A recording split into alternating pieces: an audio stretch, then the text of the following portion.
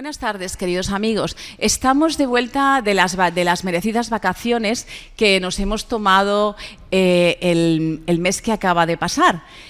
Estamos con muchísima más fuerza y a las puertas ya de un nuevo 11 de septiembre. Es por eso que nuestro programa de hoy se titula 11 de septiembre, la verdadera piel de España. Y tenemos con nosotros a Óscar Uceda.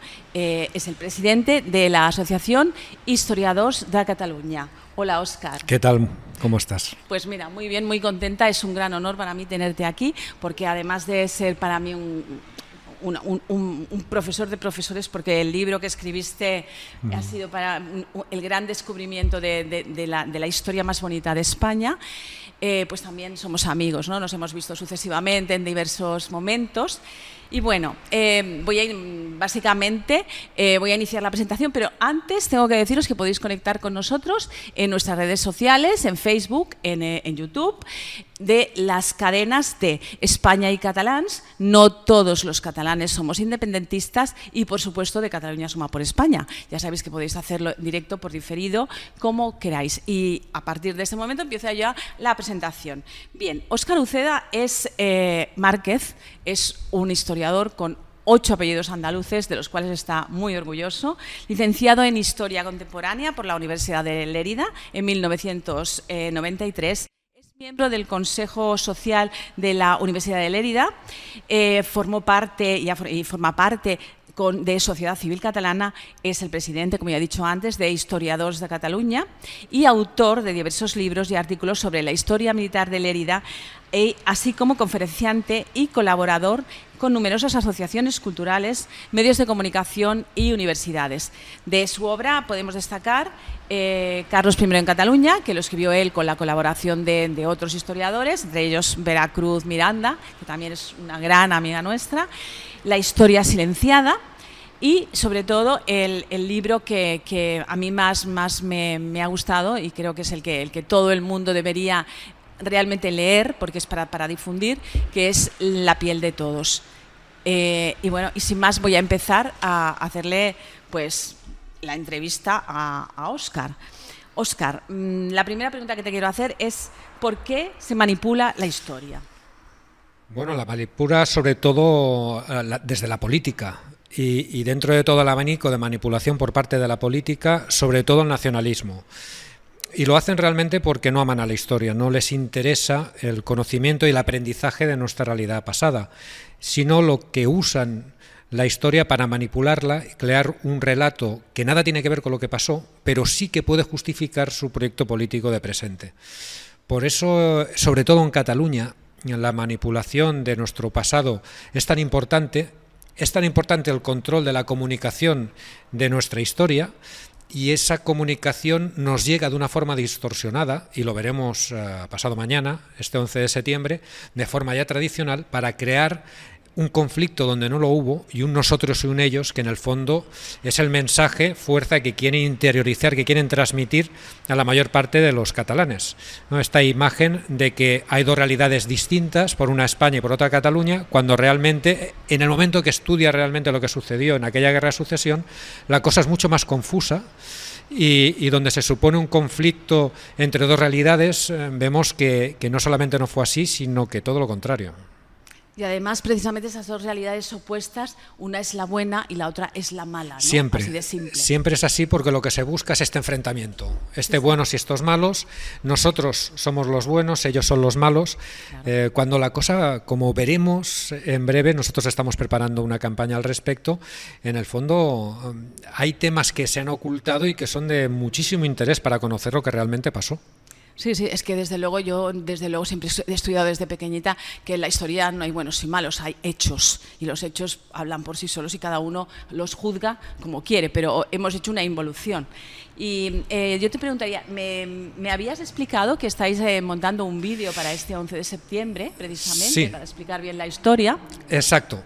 La idea es este constructo, toda la movida que se ha generado en torno a la diada es un hecho relativamente reciente. El 11 de septiembre de 1714 es una fecha muy lejana, una fecha que cayó en el olvido, dentro de Cataluña y que se recupera por la Renaixença, ¿no? Por ejemplo, la figura del Casanovas, del conseller en cap, no se recupera prácticamente hasta 1888, aprovechando la Exposición Universal de Barcelona.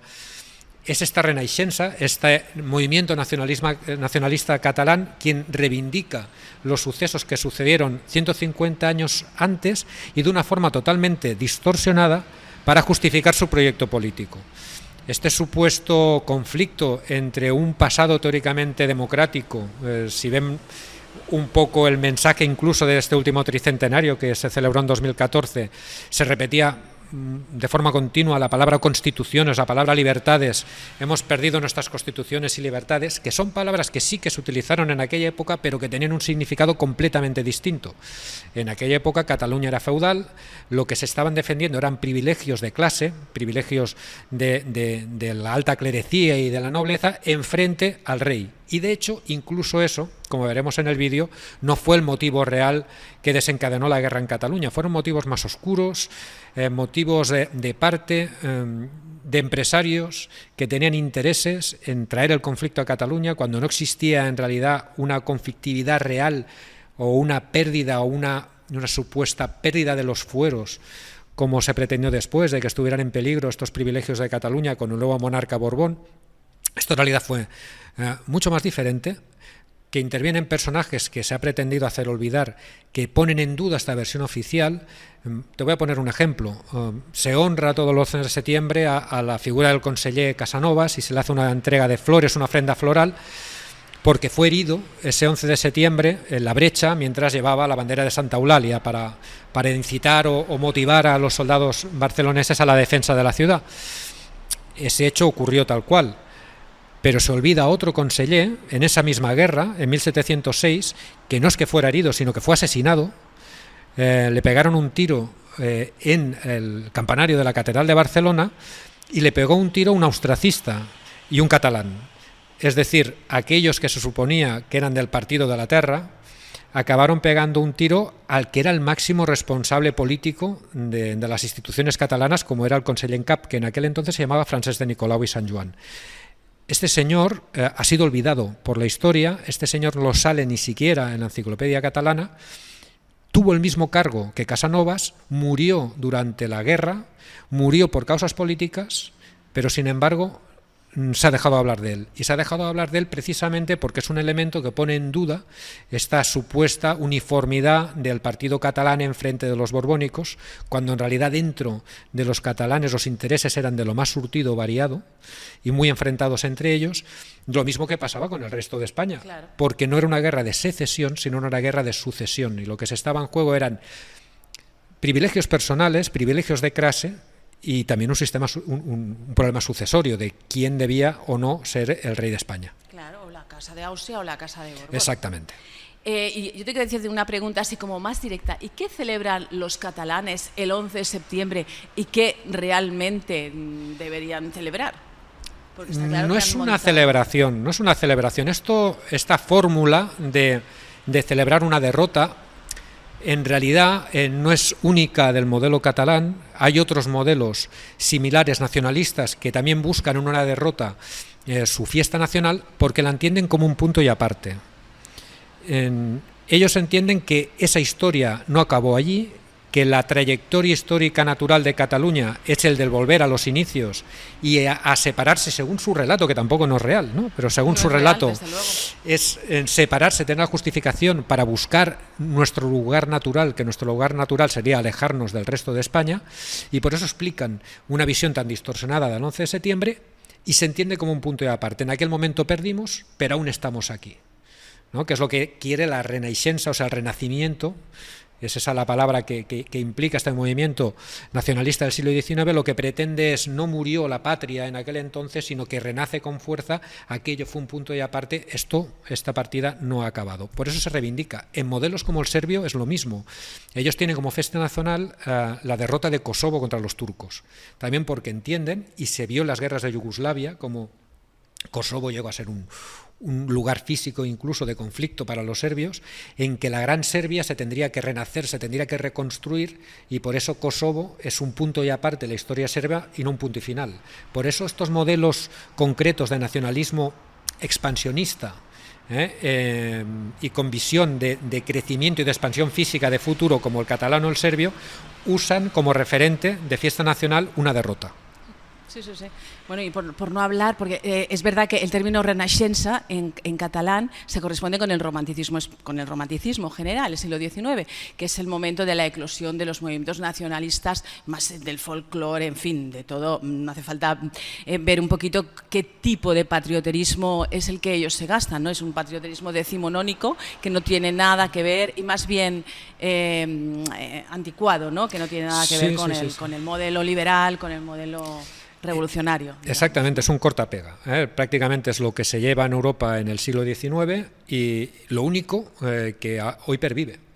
O sea, lo intentan decorar con un poco de modernidad, pero en el fondo solamente hay que ir al Fossar de les Moreres y ver aquel pebetero con la luz, con la llama permanente, con las inscripciones, cuando no deja de ser un ejemplo de lo que es la comunicación y el mensaje de este 11 de septiembre, porque en aquel Fossar de les Moreres no existe ninguna fosa común. Allí no están enterrados los militares austracistas que defendieron Barcelona el 11 de septiembre. Arqueológicamente está demostrado que allí no existe ninguna fosa común, y aún así en los años 90 el Ayuntamiento de Barcelona se dejó una millonada en levantar aquel homenaje, aquel monumento homenaje a unos caídos que allí no están.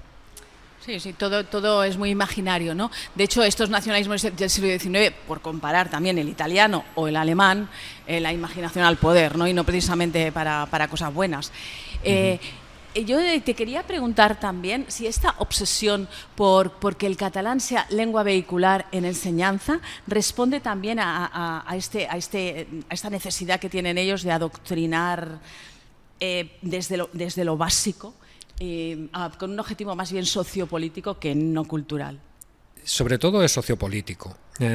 Tienen un grave problema con el castellano, con el español, que el español es una lengua que sin ningún tipo de subvención y sin ningún tipo de ayuda, ni sin ningún tipo de impulso, se está convirtiendo en una de las lenguas más potentes a nivel global. No sé si estamos hablando de 650 millones de hispanoparlantes en todo el mundo, creciendo en Estados Unidos, creciendo en Hispanoamérica, una lengua que se empieza a aprender de forma asidua también en las escuelas en buena parte del mundo y que va tirando sola. Y eso en contraposición a una lengua, la lengua catalana, que se intenta desde hace muchos años apuntalar a base de dinero, de inversión, de promoción, pero también de poner freno a la lengua española en las escuelas. Y evidentemente que hay una carga política, hay un intento de separar o de culturizar al estudiante catalán utilizando la lengua como elemento de cohesión y de forma forzada, ¿no? O de una forma forzada. Es típico también de estos movimientos nacionalistas clásicos, con el gravísimo problema que ellos encuentran en que, a pesar de eso, se quejan de que el patio de la escuela pues usan normalmente la lengua española para comunicarse, que si cuando salen de marcha los jóvenes utilizan sobre todo la lengua española, porque en el fondo la lengua española de por sí ya es una lengua muy potente. Claro. Es la lengua de España y es la lengua materna de la mayoría de los españoles. Y materna, además, es la lengua de nuestras madres. Y de Hispanoamérica. Es que no somos conscientes de la potencia de la lengua española y de lo que significa. Si la política que se sigue de lengua por parte de las autoridades catalanas, con este montaje, que es este constructo que significan los països catalans, que es una realidad que nunca ha existido como una institución política, ¿no? Pero que es un constructo ideal de las zonas de lengua catalana, se utilizara con el español y con el potencial territorial que tiene la lengua española, pues os podéis imaginar un poco la potencia comparada de lo que tira una lengua y lo que tira otra, ¿no? Entonces, yo creo que tampoco en los españoles no somos conscientes de que no solamente los españoles usamos la lengua española, sino que tenemos todo un mundo allí detrás al otro lado del charco, de gente como nosotros, que tiene nuestra misma lengua y que hasta hace relativamente poco, hace apenas 200 años, formábamos parte de la misma corona, del mismo Estado. Sí, sí. Bueno, todo este deterioro de la verdad histórica a partir de las invenciones sin fin del catalanismo está haciendo mucho daño, no solamente al mundo intelectual, sino precisamente a nuestra propia cultura y a nuestra identidad española, que precisamente se define por la variedad absoluta que hay, no solo dentro de los territorios peninsulares, sino, como muy bien dices, en América. Claro, aquí es la diferencia también entre una lengua y la otra. El modelo catalán de imposición de la lengua ha sido un modelo excluyente, donde la base de todo se fundamenta en la exclusión del castellano, mientras que el crecimiento que ha tenido la lengua castellana, la lengua española, ha sido inclusivo por definición, porque no podía crecer tanto si no era inclusiva y si no admitía en su seno a un surtido de culturas de lo más diferente y de lo más lejanas en la distancia, como es el mundo hispano, ¿no?, en el que se está desenvolviendo la lengua española. Y yo creo que son los puntos fundamentales. El modelo que se sigue en Cataluña al final es el modelo decimonónico de imposición de lengua, y sin pretenderlo, insisto, sin haber ningún pensamiento político detrás, ningún plan gubernamental detrás, el desarrollo, el crecimiento que está llevando a la lengua española es precisamente por todo lo contrario. Porque es natural, ¿no? Porque el imperio, digamos, español fue un imperio absolutamente creativo y constructor, y el nacionalismo catalán, no sé si te parece a ti, pero que es un poquito más, se parece un poquito más a cierta tendencia a la limpieza étnica que ha habido en algunos lugares, ¿no? Es decir, solamente estamos nosotros, y quienes no sean como nosotros, claro, los queremos borrar. Es que el modelo es decimonónico. Tenemos que buscar en aquellos nacionalismos que surgen en el siglo XIX, dentro de la época romántica, que siempre son nacionalismos excluyentes, y que aquí en España no tuvieron excesivo éxito precisamente porque durante siglos el modelo de gobierno español era un modelo muy plural. Por eso no acabó de cuajar una idea de una España unitaria, porque la diversidad era tal y la permisividad había sido tal a lo largo de los siglos que el modelo francés no se pudo imponer en España. Claro, no se puede adaptar a nosotros. Claro, de ahí la diferencia, por ejemplo, entre la Cataluña Norte, donde el catalán prácticamente es residual, con el modelo español o la pervivencia de la lengua catalana en España, donde ha sido mucho más potente precisamente porque desde el mismo Estado nos han impuesto las barreras que se impuso en modelos unitarios como el sistema francés. Claro, pero es que yo creo que la concepción de nuestro nacionalismo español no tiene nada que ver con la concepción del nacionalismo catalán, en el sentido de que el nacionalismo español no es decimonónico, es... Hay de todo evidentemente, pero realmente lo que triunfó, la fórmula que ha pervivido, incluso hasta de forma autónoma, por decir de alguna manera, porque tampoco han habido grandes campañas de gobierno para intentar imponer un modelo u otro que hayan tenido éxito, ¿no? Lo que se ha ido imponiendo a lo largo de los siglos es un modelo, como decía, mucho más abierto y mucho más plural. Entiendo yo, y es una teoría personal, que es precisamente por el hecho de haber sido el primer imperio global de la historia. Claro. Es imposible que se pueda gestionar un imperio en 4 continentes si pretendes que todo el mundo sea igual, ¿no? Al final todo se llevó de forma no natural, pero sí que es verdad que a lo largo de los siglos la situación es que, sin ningún tipo, insisto, de plan estratégico global, el español va como un tiro y va creciendo en el mundo, mientras que el catalán, si no fuera por estas ayudas y por estas leyes de defensa de la lengua, pues no sabemos en qué situación se encontraría ahora. Existiría sin duda, pero sería mucho más residual. Claro, es que yo creo que la misma debilidad en la que ellos se encuentran, simplemente es una cuestión cuantitativa, no cualitativa en absoluto, porque el catalán es un idioma maravilloso, pero claro, ellos lo que les interesa no es el idioma, lo que les interesan otras cosas. Claro, y no solamente Cataluña, la lengua te permite, insisto en lo que he comentado antes, este modelo dels països catalans, que es un modelo equivalente a lo que podría ser la Gran Serbia, la Gran Alemania o cualquiera otros grandes países o la Gran Albania. Todo este tipo de nacionalismo, en una historia tan larga como la europea, es muy difícil de cerrar las fronteras. Y una de las herramientas para intentar configurar estas fronteras es la lengua, y siempre acabas compitiendo en territorios fronterizos, siempre. Por eso siempre son conflictivos estos movimientos nacionalistas, y el catalán no es una excepción. Pasa exactamente lo mismo, se justifica con el tema de la lengua y al final chocas con Francia, chocas con Aragón, chocas con Valencia, chocas con las islas, incluso chocas con Italia, ¿no? Y esta es la gran historia de Europa, y esto es lo que soluciona la Unión Europea, al decir, vamos a dejarnos de historias, vamos a dejarnos de naciones, vamos a dejarnos de conflictos fronterizos, quitamos las fronteras, compartimos y nos dejamos de pegar, porque el sistema había llevado siglo XIX hasta la Segunda Guerra Mundial a la autodestrucción de Europa. El modelo nacional o nacionalista del siglo XIX lleva a Europa desde el control prácticamente del 90% de los países del mundo a estar en la más absoluta destrucción y decadencia que supuso el año 45, la Segunda Guerra Mundial. Entonces, esta lección aprendida nos enseña que es mal negocio el asunto de vincular lengua con nación y el intentar levantar fronteras. No es buena cosa.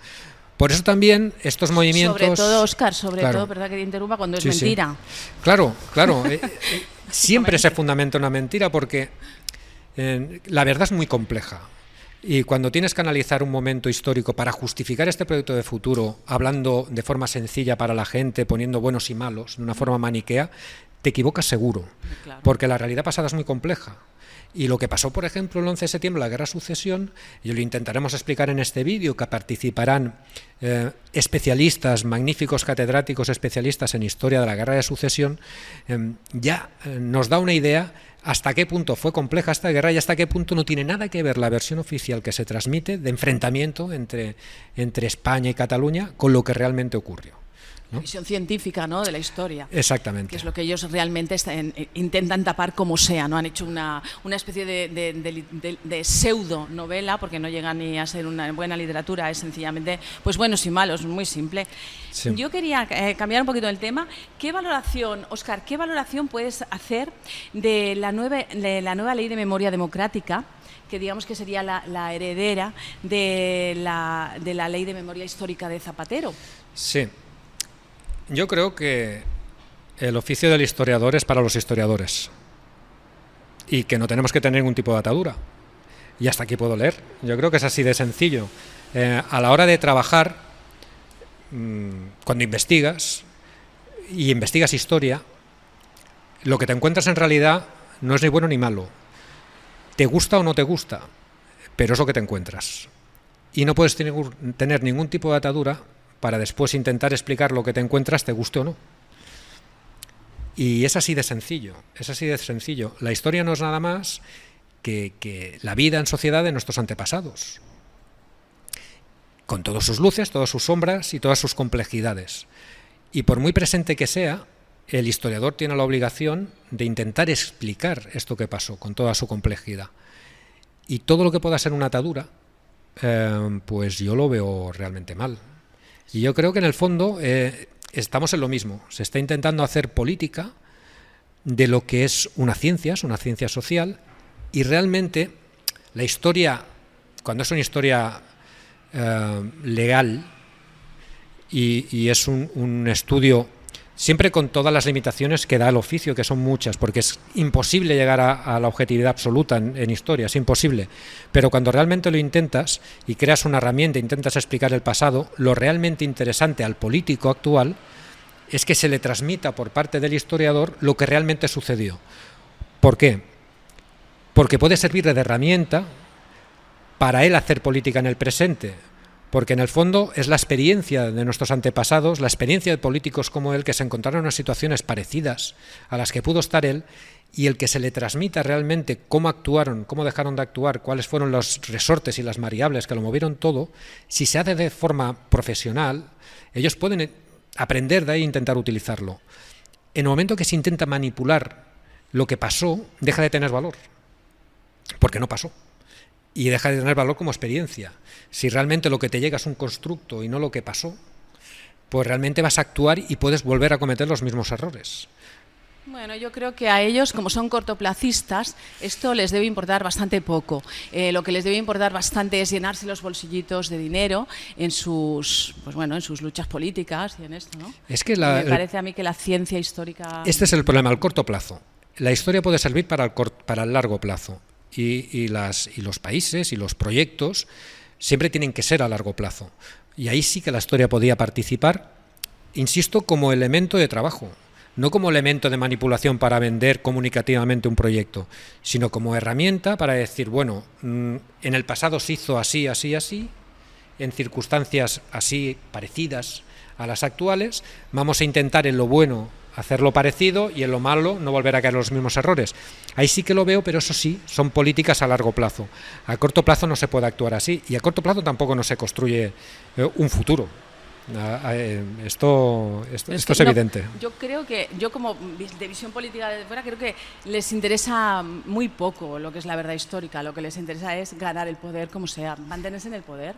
No a todo el mundo, pero sí que a la mayoría, y sí que espero que algún día valoren lo que ofrece la historia por lo que es. Porque no es, a mí siempre me gusta poner el ejemplo de si es lo mismo que todo el mundo hemos deseado, de que me gustaría volver otra vez a cuando tenía 18 años, por ejemplo, con todo lo que sé ahora, ¿no? Entonces, claro, volver a empezar con todo lo que sé ahora te da la sensación, o nos da toda la sensación de que lo vamos a hacer mejor. Pues en el fondo historia es lo mismo. No estamos hablando de una persona, estamos hablando de una sociedad, de un país, y que tienes la experiencia de todos tus padres, de todos tus abuelos, de todos los que te han precedido, la tienes delante tuyo gracias a la historia. Y si te llega bien el aprendizaje de lo que ellos hicieron y dejaron de hacer, a partir de ahí tienes la ventaja de poder actuar con la experiencia de tus padres, con el consejo de tus padres y tus abuelos que te da la historia. Y yo creo que esto se desaprovecha. Creo que se desaprovecha porque no se pone en valor lo que nos puede aportar realmente la historia. La historia es un libro abierto, es como una novela, ¿no?, que nos indica cuál tiene que ser el siguiente paso. Además, a veces, has dicho esto a propósito de lo que has dicho de volver a los 18, también a veces hay una visión, con un cierto anacronismo. Es decir, que interpretamos la historia pasada con los juicios actuales. Esto es un error. Es un error y es un error también cuando hablábamos de la manipulación política, que se usa mucho en política para manipular este relato que nos llega del pasado. Y es un clásico, el uso de palabras. En el tema del independentismo se habla mucho ahora en el 11 de septiembre que perdimos nuestras libertades y nuestras constituciones, y la gente tiene la sensación de que en aquella época éramos una democracia y nos la quitaron los borbónicos porque nos quitaron nuestras libertades y constituciones. De hecho, tú coges un libro de la época y la palabra constitución y libertades las pone, pero el significado es completamente diferente. El paquete legislativo, los fueros de Cataluña, por decirlo así, se llamaban les constitucions, llibertats, usatges y altres drets de Cataluña. Libertades se entendía como leyes escritas, que viene de la palabra liber, no en el sentido actual de libertad. Es decir, lo que estaban defendiendo en aquella época los catalanes eran sus constituciones, sus fueros, sus privilegios de clase, sobre todo de las clases dominantes, en sus relaciones con el monarca, con el rey. Nada que ver con una constitución moderna, nada que ver con democracia y nada que ver con libertades. La bandera que enarbolan los defensores de Barcelona durante toda la serie de 1713 a 1714 en Montjuïc ponía morts o els nostres privilegis conservats. Nada de libertades, privilegios. Absolutamente feudal y absolutamente defensores de antiguo régimen, y yo creo que esto todavía les dura, porque no olvidemos tampoco los brotes carlistas, las guerras civiles y la relación de todos estos nacionalismos de corte decimonónico con el carlismo, que sí, en el fondo, que no es precisamente progresista, sino los ultramontanos absolutos. Exactamente, la buena parte de la herencia del carlismo en Cataluña la recupera el nacionalismo, y muchos carlistas, de hecho, del siglo XIX, son los primeros en la Renaixença en escribir. Incluso hay unas constituciones catalanas inventadas por un anarquista en la segunda mitad del siglo XIX, que mucha gente las tomó como constituciones reales, si eran una constitución fake, una constitución que hablaba en terminología del siglo XIX y falsificaba las reales constituciones catalanas que se publicaron en 1701-2, 1704, mejor dicho, que eran de 1701 y 2, y las de 1706, que fueron las últimas, que el contenido no tenía absolutamente nada que ver, hablaba en otros términos. Bueno, y todo esto mezcladito con todo este aire nacionalista de Sabino Arana o el doctor Rubert, mezclado un poquito así con eugenesia y muy de su tiempo. Exactamente, sí.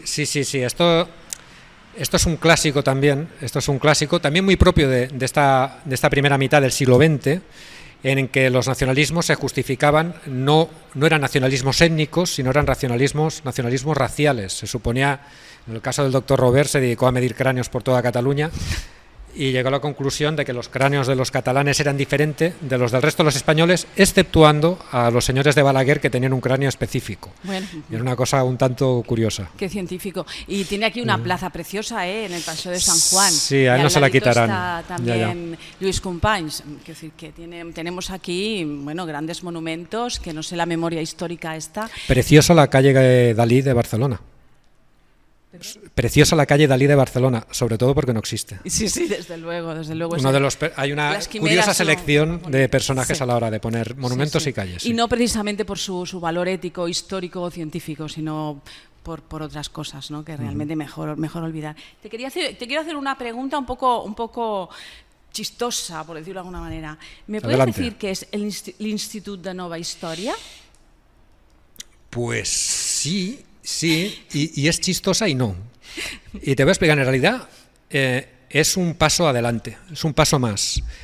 Yo creo que el Instituto de Nueva Historia en realidad es el resultado lógico de un proceso en el que buena parte de la historiografía seria catalana ha caído de servicio a la causa de la causa nacionalista y después independentista. En el fondo yo siempre he creído que ha sido independentista, pero que desde la historiografía seria catalana se ha tirado mucho para justificar. Todos estos mitos nacen precisamente dentro de la historiografía seria, estos del 11 de septiembre, de esta visión curiosa del tricentenari que se montó hace relativamente pocos años, nacen de esta lectura intencionada e interesada de nuestra realidad pasada con un proyecto político que defender.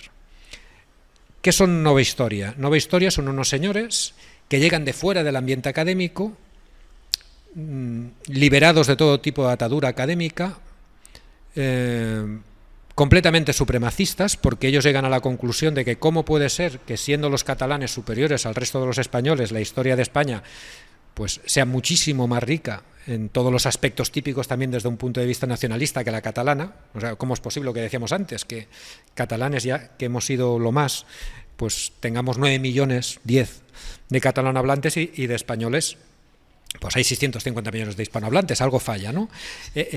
Moraleja, pues es que evidentemente lo que dice Nova Historia es que los referentes, la mayor parte de los referentes históricos españoles son en realidad catalanes, y que hay una especie de conspiración en el siglo XVIII en el que se destruyen todas las fuentes documentales de Simancas, se reescriben, y aquellos personajes históricos famosos como Hernán Cortés, Pizarro y todos los que te puedas imaginar realmente eran catalanes, pero esto se manipula y se engaña. En el fondo es una locura, pero es una locura que encaja en un mercado político donde cada vez quieren más, y estos señores están desinhibidos y les dan lo que ellos quieren oír, ¿no? Desde una aureola supuesta de académica, que no lo es, les vende lo que el mercado les pide. Dice, ¿qué quiere usted? ¿Que le justifique que los catalanes somos superiores? Pues sin duda. ¿Qué quiere usted? ¿Que le justifique el por qué la historia española es así y la catalana no? Pues que realmente era catalana esta historia, y lo que haga falta. Y en el fondo esto es lo que representa. Y si te fijas, en realidad el conflicto causa risa, que a mí no me da risa, ¿no? Entre digamos los ambientes hispanos, lo que dice Nova Historia, pero están muy enfadados con la historiografía tradicional, porque en el fondo están entrando en una competencia por los recursos. Antes se organizaba un tricentenario, se organizaba un milenario, y era desde el ambiente académico los que más o menos disfrutaban de los recursos que se ponían encima de la mesa en estos eventos, y ahora les ha entrado un competidor, insisto, completamente desinhibido, y que además tiene su mercado, y que hay gente que les escucha, y gente que ahora está en el gobierno que les escucha, ¿no? Entonces, hay precedentes en la historia. La Alemania nazi también tenía un movimiento parecido, como era la Nenerme, donde decían chorradas por el estilo, pero desde el momento que tienes un poder del Estado, que no deja de ser eso, la Generalitat, que invierte dinero y te escucha las gracias en esta visión de la historia supremacista, pues insisto que es el paso lógico. Es lo mismo que pasó en Alemania. Lo mismo es la posverdad de la que hablaba Goebbels, ¿no? Una mentira repetida 20 veces se convierte en una verdad. Hoy día el valor de la palabra ha perdido su valor de verdad, y simplemente es la propaganda que hay detrás de ella y cuánta gente la compra. Y supongo que se aprovechan de la falta de formación, de la incultura de las personas, del ansia de ser algo más allá de sus logros personales, que sería pues lo que basan este nacionalismo supremacista que no tiene razón de ser y nunca van a ser superiores, sencillamente porque españoles, hispanos, somos muchos más y unidos sumamos, pero separados ellos solitos, claro, es que es una diferencia no cualitativa, ya lo he dicho antes, sencillamente cuantitativa. No sé si no saben tampoco matemáticas o qué. Es más, y es que el problema que tienen es que han condenado al olvido a personajes, a catalanes, como decía antes el caso de Dalí, haciendo un poco de ironía sobre el tema, que han aportado muchísimo a la historia de la humanidad, ya no solamente a la historia de España, y que son condenados al ostracismo, precisamente, o al olvido, al damnatio memoriae, o como lo queramos llamar, precisamente porque se les puede tildar de españolazos, cuando la cantidad de catalanes, no hace mucho que hicimos el último ciclo en Historia 2 de Cataluña sobre catalanes en la monarquía global, desde virreyes a exploradores, a religiosos, a absolutamente todos, de toda clase social y condición, que participaron de forma activa en esta construcción de la monarquía hispana global. Y que son personajes que no se les ha dado la importancia que tienen por parte de la historiografía catalanista, porque destruyen este concepto de enfrentamiento entre Cataluña y España, porque son catalanes que participaron de forma activa en el devenir de España. Sí, sí, por no hablar de la literatura, ¿no? De toda la literatura que ha sido escrita en español por catalanes y que está pues en la cumbre. Eduardo Mendoza, por citar uno, Josep Pla, que ha escrito en catalán y en castellano y sin embargo tenía una ideología, Josep María Gironella, que escribió la trilogía sobre la guerra, bueno, preciosa, sí. ¿No? Y un bestseller, vamos, súper fácil de leer. En fin, y tantísimos, ¿no? Los Goytisolo, en fin, y tantos, ¿no? Exactamente, y es una pena porque lo que hace es amputar parte de la riqueza cultural que ofrece y ha ofrecido Cataluña, ¿no? Sí. Bueno, algo que tendríamos que comenzar a evitar y poner en valor, ¿no? Aquellos catalanes que no están dentro del marco mental que ellos quieren imponer, ¿no? Y que forman parte de una realidad catalana. Bueno, la gran masa que realmente se dedican a adoctrinar en las escuelas y a desculturizar, porque lo que se hace realmente no es impartir la clase de historia, sino otras cosas. ¿Has tenido alguna vez problemas por explicar los hechos frente a las mentiras y manipulaciones del nacionalismo sí. En la historia? Muchas. Desde el momento que te posicionas y empiezas a poner en duda, mi primer conflicto fue en el año 2007. En el año 2007 me encargaron un diario local de mi ciudad, de Lérida, me encargaron un estudio sobre el asedio al cual sometieron las tropas borbónicas en 1707. En mi ciudad, todo 11 de septiembre se hace una ofrenda floral en un convento, en el convento del Rosé, donde decían los historiadores, los cronistas locales, que allí fueron asesinados 700 civiles, mujeres y niños, fueron fusilados y quemados en ese convento durante el saqueo al que fue sometida la ciudad en 1707. Tuve muy poquito tiempo para investigar, pero el tema era un libro de historia militar y como no había excesiva cosa publicada y aunque tenía poco tiempo, decidí hacer un par de viajes al Archivo Histórico Nacional a buscar documentación e intentar rascar un poco, indagar en fuentes directas. El problema que tenemos, sobre todo los que nos dedicamos a la historia militar, es que la fuente directa se ha trabajado, hasta hace relativamente pocos años, se ha trabajado poco. Y en este caso no había mucho publicado sobre fuente directa. Todo eran crónicas que trabajaban a base de crónicas, ¿no? En refritos, que le llamamos en el gremio. Literatura, vamos, no historia. Sí, historia, pero endeble en ese aspecto. A veces sí que podía estar guiada por crónicas de la época, pero no dejaban de ser gacetas, lo que vendría a ser un periódico, una publicación de hoy en día, pero no de fuentes directas. Sí, ¿no? Sí. Exacto. Entonces fui allí a consultar fuente directa, estuve trabajando sobre el tema durante una temporada y hasta que al final me hice con un documento que era un informe del delegado de la Diputación del General, que era un militar catalán destinado en la ciudad de Lérida durante el asedio, que tenía un cargo orgánico pero no tenía tropas al mando y que elaboró un informe de lo que sucedió durante el asedio desde el punto de vista austracista, desde las víctimas se supone, y explicó con todo lujo de detalles el saqueo y el incidente que se produce en el convento del Rosé, dando el nombre del párroco que asesinaron los franceses, que asesinaron un párroco exponiendo el Santísimo y no sé qué más, y mataron a este párroco y a 3 personas más. Entonces, claro, no existe ni encontré ninguna fuente anterior al siglo XX que hablara de estos 700 muertos. Esto surge en torno a los años 50-60 del siglo XX, la cifra esta. El único autor de la época y la única fuente directa que habla de víctimas es este señor, el informe de este señor, y que habla de 4 con nombre y apellidos. Y así lo publicó. No eran 700, eran 4. Bueno, pues a partir de entonces, ataques personales y sobre todo ataques políticos de sectores, sobre todo de la ultraizquierda, del PDeCAT también, responsables políticos del PDeCAT, hablar que era un pésimo historiador y que no era creíble y que tenía vinculaciones políticas y todo lo que te puedas imaginar y más, aunque incorporé en el trabajo la transcripción del documento y el dónde estaba y dónde dejaba de estar, como se hace, puse la cita correspondiente. Pero esto lo acabaron pasando de largo buena parte del independentismo, simplemente diciendo que yo era un mal historiador. Y algunos partidos políticos aún, sí que tengo que reconocer que la ofrenda oficial se dejó de hacer en el Rosé y se hace en el Castillo, se hace en otro lugar.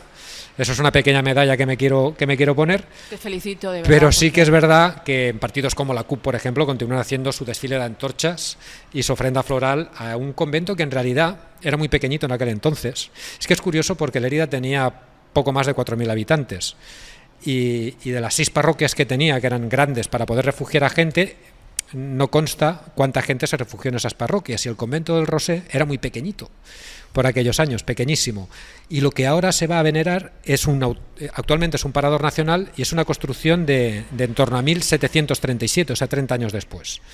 No es ni de lejos el edificio original, y es más, me consta que antes del follón Esquerra Republicana encargó un informe de planimetría donde la respuesta fue que el convento del Rosé en 1707 era pequeñísimo y que no cabían ni de canto los 700 personas, aparte de que era un absurdo, ¿no?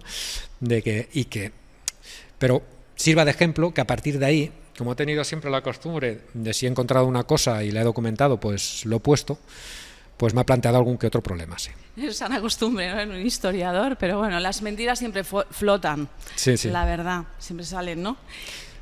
Bueno, cambiando un poquito de tema, yo quiero pasar a hablar de este libro, La piel de todos. Este libro es son pequeñas historias de España, de la mejor historia de España. Cada uno de esos capítulos, medio capítulo ya, es una lección de historia que creo que todo el mundo debería tener muy clara para valorar quiénes somos, nuestra identidad, quiénes somos y realmente cuáles son nuestros valores, desde ser ese imperio creador opuesto por completo a los imperios modernos, decimonónicos, supremacistas, depredadores que han hecho del mundo lo que el mundo es hoy día, qué diferencia con nuestros ideales de hispánicos, ¿no?, de aquellos españoles, nuestros antepasados, que se fueron a explorar el mundo, a dar la vuelta al mundo, a aprender otros idiomas, a fundirse con otras naciones. Aquí, en este libro, creo que debería ser lectura obligatoria para todos los niños de España, para todos, niños y adolescentes. De hecho, yo lo estoy explicando, siempre lo enseño, y los chicos, las chicas, cuando les leo algún capítulo, los leemos en voz alta, lo comentamos y me dicen, profe, ¿esto es verdad? ¿Esto es verdad? Les digo, sí, claro que sí. ¿Así que España fue la que culminó la vuelta al mundo? Pues sí, sí. Ay, y España llegó hasta allí. Digo, mira, si allí donde hay un nombre en español en América, allí llegaron los españoles. Y seguramente llegaron más allá, pero... sí, y esas mujeres hicieron, no se lo creen porque no lo han oído nunca, todavía deben pensar que la vuelta al mundo fue la de Willy Fogg, esta de la vuelta al mundo en 80 días. Es bastante vergonzoso que seamos un pueblo que no solamente no nos defendemos a nosotros mismos, sino que no nos conocemos y no valoramos lo nuestro. Es el único país del mundo que hace eso. Yo creo que debería ser lectura obligatoria en todos los institutos de España y desde luego en Cataluña obligatorio no, lo siguiente. Pues... Y bueno, es que es una maravilla. Muchas gracias. Ya te he comentado que disfruté escribiéndolo y en realidad es una reacción a lo que comentabas antes de Nova Historia. Llegas a la reflexión que dices, ¿tan mala es la historia de España que nos la quieren quitar los de la Nova Historia diciendo que es la historia de Cataluña? O sea, porque en el fondo el mensaje es ese. El mensaje es ese. Y es verdad que la historia de España tiene una riqueza, sobre todo por el hecho de haber sido una potencia en los siglos XVI y XVII, pero tiene una riqueza que pocos españoles conocen en toda su amplitud, y que evidentemente con todo esto de la leyenda negra y todas estas historias ha habido siempre un interés para transmitir únicamente lo negativo de lo que sucedió, cuando la historia de España es como la historia de cualquier otro estado a lo largo del mundo, con sus luces, con sus sombras, pero que dentro de todas las historias del mundo ha sido una de las que más impacto y más ha influido en la historia global. Y eso es evidente, lo vemos, comentamos el tema de la lengua, en muchas cosas más. Hablamos también en el libro del tema de los patrimonios de la UNESCO. España es una tercera potencia mundial en patrimonio de la UNESCO, pero fuera de territorio español, construido y levantado bajo jurisdicción española, tenemos casi tantos bienes patrimonio de la UNESCO como la misma España. Y esto es insólito, esto no se da en ninguna otra potencia, precisamente porque el modelo de expansión español no fue un modelo colonial, como bien decías, como pudieron ser el modelo británico, ¿no? Fue un modelo diferente, más inspirado en Roma. Si nos fijamos, vamos a Tarragona, vamos a Mérida y vemos pequeñas Romas allí, pues lo que intentaba hacer España es exactamente lo mismo. Vas a Hispanoamérica y ves plazas a modelo como se construyen en España, ves catedrales como las que se construyen en España, e incluso, como hacían los romanos, acueductos como el acueducto del Padre Tembleque en México, que es patrimonio de la UNESCO, o caminos, vías romanas, como el camino que llega al sur de los Estados Unidos, el Camino Real, que también es patrimonio de la UNESCO. Es decir, que ese modelo, bueno o malo, fue un modelo más inspirado en sumar y en que ellos fueran parte de lo nuestro, que simplemente llegar allí y expoliar los recursos. O sea, no solamente se conseguían recursos y se cobraban impuestos como se cobraban en España, sino que también se invertía allí. Si tenéis oportunidad de visitar México o visitar Quito, Quito es la primera ciudad en ser declarada Ciudad Patrimonio de la UNESCO. Es una auténtica preciosidad de ciudad, y no se entiende si no fuera o hubiera sido durante el periodo hispano una ciudad opulenta, muy diferente a como podemos verla ahora, ¿no? O cómo podemos compararla ahora con el resto de países, sobre todo de los Estados Unidos, ¿no? Claro, Lima, cualquier ciudad histórica, madre exacto, mía. México fueron ciudades opulentas en el siglo XVIII. Sí. Pues uno de los cuentos que más, bueno, de los cuentos no, es que está explicado como un cuento, la verdad es que está tan bien escrito, es tan ameno. Yo enseño literatura y sin embargo yo leo este libro porque son como cuentecitos, les encanta.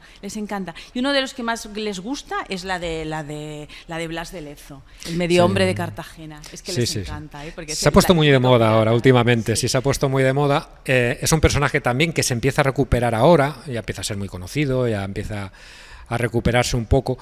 Mi primer contacto con Blas de Lezo realmente fue en un programa que hacía Constantino Romero en televisión, creo que era Televisión Española, donde hacían una pregunta y tenías X minutos para buscar en una enciclopedia y tal. Hicieron una pregunta sobre Blas de Lezo respecto a una moneda. Recuerdo que hablaban de una moneda conmemorativa que se acuñó en Londres con Blas de Lezo de rodillas, entregándole las llaves de la ciudad a Vernon, porque llegó un correo por parte de la flota que estaba asediando Cartagena de Indias, informando que estaba a punto de caer. Sí. Y señores que se dedicaban al negocio de las monedas acuñaron monedas conmemorativas para empezar a festejar cuando llegara la noticia definitiva de la caída de Cartagena. Y empezaron a comercializar estas monedas. Ahora están muy buscadas por internet, porque aquello pues quedó en agua de borrajas, porque al final Vernon fue derrotado y tuvo que irse sin tomar Cartagena. De hecho, me parece que han sacado una moneda al revés. Después de 200, 300 años están sacando una moneda conmemorativa con Vernon de rodillas y de Lezo de pie. Pero sí que es verdad que son hechos de la historia de España poco conocidos por los españoles, como la contraarmada, que todo el mundo ha oído hablar de la Armada Invencible, pero no de la contraarmada, en los aspectos puramente militares. Y en el libro también lo que aporto, como apuntabas antes, es la historia de la mujer española. Eso que te quería... Exacto, en el siglo XVI sobre todo. Que ahora mismo estas feministas que tenemos de andar por casa están defendiendo que la estupidez de que una mujer sola y borracha pueda llegar a su casa, y en la corte de Isabel I de Castilla, la católica, las mujeres luchaban no por llegar a su casa, sino por salir de ella y hacer algo de provecho en el mundo. Eso sería algo que deberíamos tener como muy fijo y muy claro y conocer muy bien nuestra historia, porque esas mujeres que están hablando de esa manera, esas políticas, no nos representan en absoluto. Explícanos un poco este episodio. No solamente de la Escuela Doctae, un grupo de mujeres intelectuales en la corte de Isabel I, escritoras, traductoras de latín y de griego, profesoras universitarias en el siglo XVI, algo insólito que no se repite en Europa hasta el siglo XIX, una generación de mujeres intelectuales que nacen a principios del siglo XVI que ahora nos sorprende, pero que realmente en aquella época tuvieron un peso en la corte importante. Y el papel de la mujer, como comentábamos antes también, tuvo un impulso, sobre todo en España, en el siglo XVI, y coincidiendo con el descubrimiento de América. América abre una ventana de posibilidades a todos los niveles, a nivel intelectual y también como empresarias, como mujeres de acción. Podemos ver ejemplos como María de Estrada, que estuvo con Cortés. Hoy es el 5º centenario de la caída de México Tenochtitlan. Hace 500 años que cayó el Imperio Mexica a manos de los españoles y sus aliados, da fin un periodo y nace lo que sería el México actual. Es uno de los momentos claves de la historia que hemos olvidado, ¿no? No se entendería el mundo si Cortés no llega a vencer a los aztecas. Sería un mundo completamente diferente. Aquello sucedió hoy, hace justamente 500 años, y en ese asedio participó una mujer, participaron muchas, pero participó una mujer como soldado llamada María de Estrada, que según los cronistas se distinguió, incluso existen dibujos y existen grabados de los tlaxcatecas, en un códice tlaxcateca de María de Estrada a caballo, participando en una de las cargas decisivas de la guerra, la carga de la batalla de Otumba, donde ponen a María de Estrada combatiendo y cabalgando. Estuvo en la Noche Triste y estuvo en otros combates combatiendo con espada y rodela. Es decir, cuando hablabas de llegar a casa borracha y tal, sola. Al revés, a mí no me gustaría llegar a casa borracho y encontrarme con María de Estrada de mal humor. También, sí. Sí, pero al no tener cultura y no saber que realmente abrieron barreras a todas aquellas mujeres para lo que sería el concepto nuestro femenino, que se ha ido avanzando. Es verdad que después, al caer el imperio, pues cae todo ese afán aventurero, toda esa potencialidad femenina, también por acercarse no solo a la cultura, sino a las grandes... Sí, a los grandes proyectos americanos. Todo esto cae, pero nuestra tradición feminista o femenina o de mujer o como lo queramos llamar se remonta a muy antiguo. De hecho, sería posible decir que Isabel I de Castilla, de todos los reyes y reinas de España, pues ha sido, si no la mejor. Sí. Además, no solamente la mejor, sino que supo rodearse bien. Lo que esta corte de mujeres intelectuales dice mucho del personaje y dice mucho de esa España. Otro personaje que me gustaría comentar, que también hablo en el libro. Hablando de Isabel, culminó la Reconquista y abrió el paso hacia América. Eso me parece a mí no la mejor reina de España, sino contando reyes y reinas sino del mundo. Hacía buen tándem con Fernando, tenían caracteres diferentes, pero la verdad es que como equipo de gobierno eran buenos. Y una de las aportaciones de Isabel son las leyes de Indias. De hecho, surge desde el mismo momento que desembarca Colón, que además es aquí muy cerquita, en Badalona, en San Jerónimo de Murtra, de su primer viaje en América, y ve a los indígenas encadenados, tiene un enfrentamiento con Colón porque dice que no, y empieza a legislar para defender los intereses de los indígenas y tratarlos como súbditos de la corona y que no fueran esclavizados. Y a partir de ahí se genera un paquete legislativo que se publica por primera vez en 1512, ya gobernando su marido, Fernando de Aragón, y tanto Carlos I como Felipe II como Carlos II irán publicando sucesivamente leyes para proteger los intereses de los indígenas, que tienen una aplicación mediante unos sistemas de control bastante insólitos para la época y que funcionan bastante bien. O sea, hay grandes descubridores o conquistadores que acaban en el cadalso por maltratar a los indígenas. Sí. Y bueno, denunciado desde todos los campos, ¿no? Sí. No nos olvidemos de Fray Antonio de Montesinos, que tiene un monumento, ¿no?, en Santo Domingo de, no sé, 15 metros, gritando en el sermón de Adviento sobre las injusticias que algunas personas infringían a los de allá, ¿no? A los Exactamente. indígenas, que era completamente contradictorio con la ideología española, con la monarquía católica, con el imperio español, que no tenían nada que ver con esos temas de supremacismo, de limpieza étnica, de depredación que han tenido los imperios que después han dedicado a escribir la leyenda negra sobre nosotros. Hay que tener un poquito más de cultura, por favor, que España no se parece en nada a todo eso. Bueno, y ahora llegamos ya al minuto de oro, pero no quiero dejar de leer algunos títulos del libro. Por ejemplo, Colón y el Nuevo Mundo, la gramática castellana de Nebrija, El caballo, De América a la mesa, El Dorado, Las leyes de Indias, El galeón de Manila, Caminos reales de América colonial,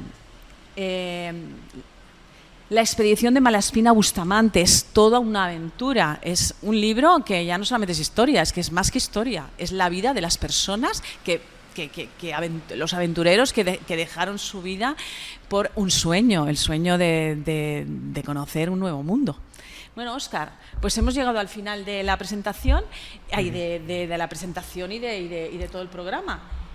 Te doy un minuto de oro para que establezcas una conclusión, que ya se nos ha acabado el tiempo. Sí, bueno, lo único que pediría a nuestros telespectadores es que empezaran a valorar la historia de España y que empezaran a verla, a estudiarla, a amarla incluso con sus claroscuros, con sus cosas buenas, sus cosas malas, pero que se empiezan a estudiarla. El libro La piel de todos se escribió para conmemorar el 40 aniversario de la Constitución, y seleccionando 40 hechos de la historia de España que pudiera ser de interés. Y se habla un poquito de todo, de lo más variado, de lo que todo el mundo conoce, de la vuelta al mundo, que el año que viene se celebrará, cómo se culmina y cómo Juan Sebastián Elcano consigue dar la vuelta al mundo, que es un hecho insólito. No se vuelve a repetir algo parecido hasta la llegada del hombre a la Luna. Fue una expedición durísima en el que murió prácticamente toda la expedición, menos 18 personas. Y que pasa por detalles de la historia de España menos conocidos, como los que estaba comentando ella, como el papel olvidado de las mujeres, como el hecho, por ejemplo, también que la primera mujer almirante de la historia sea una gallega a finales del siglo XVI y fue nombrada almirante de las Islas Salomón, para que se hagan una idea, muy cerquita de Australia. Historias apasionantes, de una historia rica, una historia global, y que tenemos que empezar a poner en valor. Con lo bueno y con lo malo tenemos una gran historia, es uno de los grandes patrimonios. La historia de España no deja de ser la historia de todos nosotros, la historia de nuestros antepasados, de nuestros abuelos, y tenemos que cogerla como lo que es. Pues hasta aquí el programa, con esta lucha nuestra de cada día por nuestra España, por nuestro idioma español, y con este 11 de septiembre, que también saldremos a celebrar, porque además somos catalanes, muy orgullosos de ser catalanes españoles, es una de las mejores maneras de ser español, los españoles mediterráneos, los catalanes, y allí estaremos todos. Y bueno, sin más, muchísimas gracias, Óscar. Muchas gracias a vosotros. Ha sido un honor y he aprendido muchísimo. Me ha encantado poder hablar de este libro que me apasiona y tenerte aquí con nosotros, y espero que continuemos estas charlas y presentaciones. Cuando queráis, ha sido un placer. Bueno, muchas gracias, Óscar. A vosotros. Y a vosotros, pues nada, hasta el próximo programa y no me faltéis, por favor. Buenas tardes y hasta dentro de 15 días.